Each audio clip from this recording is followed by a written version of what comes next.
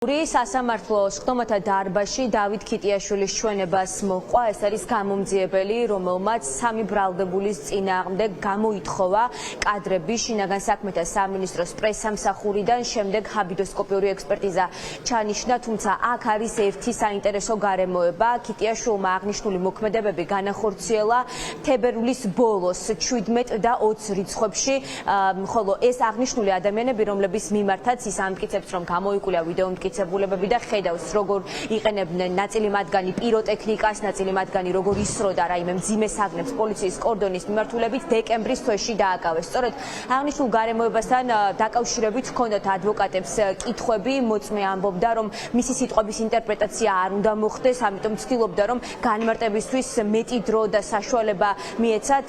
მოვისმინოთ, რა ხდებოდა რამდენიმე წუთის წინ სასამართლოს ხდომათა დარბაზში. დათვალიერებული მაქვს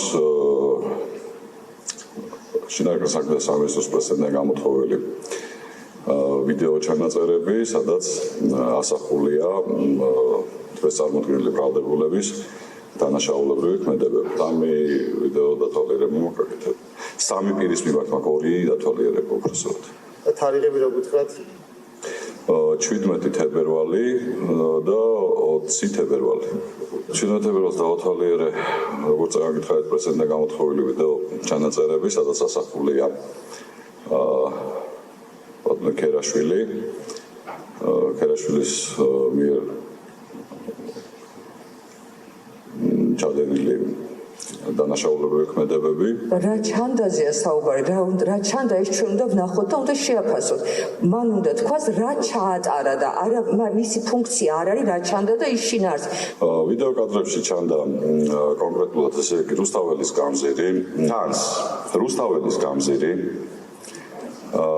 ცისფერი გალერეის მიმდებარე ტერიტორია კონკრეტულად, ჩანს პოლიციის კორდონი, ჩანს საპროტესტო აქციის მონაწილეები, კადრებში ჩანს ასევე ბატონი ქერაშვილი, რომელიც ახორციელებს ჩანს ეს ქალბატონო ამას ჩვენი პროტესტი აქეთკენ იყო მიმართული. ანუ გამომძიებელი და თქვენი პროტესტი რატო უშლის?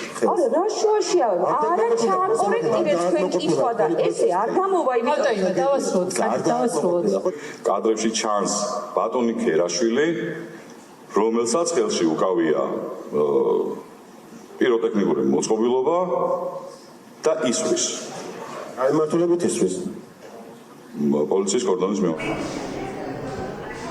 სინდისის პატიმრების 11 პირიან ხდომაზე დღეს ჯამში 5 მოწმე უნდა დაიკითხოს, აქედან 4 არის პოლიციელი გამომძიებელი, რომლებმაც სხვადასხვა საგამოძიებო მოქმედება ჩაატარეს, მათმა ნაწილმა დაკავებაში მიიღო მონაწილეობა ან ვიდეო მტკიცებულებები გამოიკვლია და შემდეგ ექსპერტიზა დანიშნა. ერთი მოწმე კი იქნება თბილისის მერიიდან, რომელიც ისაუბრებს იმ ზარალზე, რომელიც ნოემბერ-დეკემბრის თვეში გამართულ საპროტესტო აქციებზე მუნიციპალიტეტს მიადგა. დღეს პროკურატურას ეყოლება სავარაუდოდ გამომძიებლები მოყვანილი საქმეს, რომელმაც სხვადასხვა საპროცესო მოქმედება ჩაატარეს საქმესთან დაკავშირებით. ზოგიერთმა მათგანმა ამოღება ჩაატარა, ზოგმა დათვალიერება. შესაბამისად, ისინი ახსნიან, რატო გააკეთეს პირველ რიგში საგამოძიებო მოქმედება და რატო ჩათვალეს საჭიროდ და შემდგომ უკვე აღნიშნავენ იმასაც, რაიმე უკანონო მოქმედება თუ დაინახეს ინგლისის პატიმრების მხრიდან განხორციელებული. თუმცა მხოლოდ აღნიშნვა არ არის საკმარისი, თუ ისინი იტყვიან, რომ ეს იყო იმდენად მნიშვნელოვანი საგამოძიებო მოქმედება, რომ ამით დასტურდებოდა რაიმე სახის უკანონო მოქმედება, ჩვენ აუცილებლად გვექნება კითხვები, რომ აი რა უკანონო მოქმედება დასტურდებოდა და ასევე რამდენად ობიექტურად ჩატარდა ეს საგამოძიებო მოქმედებები, იმიტომ რომ წინა შემთხვევაში ვნახეთ, ოდესაც პიროვნება ამბობდა, რომ მე ვნახე დაახლოებით რამდენიმე წუთიანი ვიდეო, მაგრამ მხოლოდ 4 წამი მოვჭერდი. რაც ნიშნავს იმას, რომ გამოძიება პირველივე დღეებიდან, როცა გამოძიება დაიწყო, არ იყო დაინტერესებული საქმის ობიექტური გამოძიება. განსაკუთრებულს არაფერს ველით, ბუნებრივია გამორიცხულია, ზედმეტია იმაზე საუბარი, რომ კონკრეტულად მათ მიერ მოწოდებულმა ინფორმაციამ რაიმე მნიშვნელობა, არსებითი მნიშვნელობა შეძინოს საქმეს, ისინი მხოლოდ ადასტურებენ მის მიერ ჩატარებულ საგამოძიებო მოქმედებებს და ხშირ შემთხვევაში თვითონვე ადასტურებენ იმას, რომ მათ საგამოძიებო მოქმედებები ჩატარებული აქვთ არა ნეიტრალურად, არა მიუკერძოებლად, არამედ მიკერძოებულად, სუბიექტურად და ცალმხრივად. ბრალდების მხარეს მოყავს გამომძიებლები, ვინც დაათვალიერეს ესა თუ ის ყოფილი, ასევე მოიპოვეს ინფორმაცია.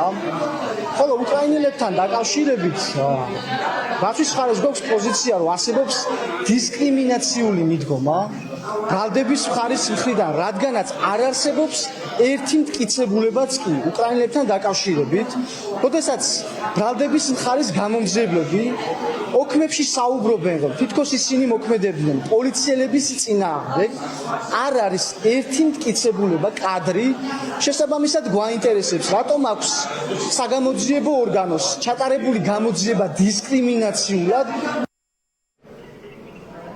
სინდისის პატიმრების სასამართლოს ხდომები უკვე გაწერილია, პრაქტიკულად კვირაში 2 პროცესი ჩატარდება, რომლებიც მთელი სამუშაო დღის განმავლობაში გაგრძელდება, როგორც ჩანს სასამართლო გადაწყვეტილების მიღებას ჩქარობს, იმიტომ რომ თუ კი ამ ადამიანების დაკავებიდან 9 თვის ვადა გავა ისე რომ სასამართლო გადაწყვეტილება, საპატიმრო გადაწყვეტილება არ იარსებებს, მაშინ ამ ადამიანების სინდისის პატიმრების გათავისუფლება მოუწევთ.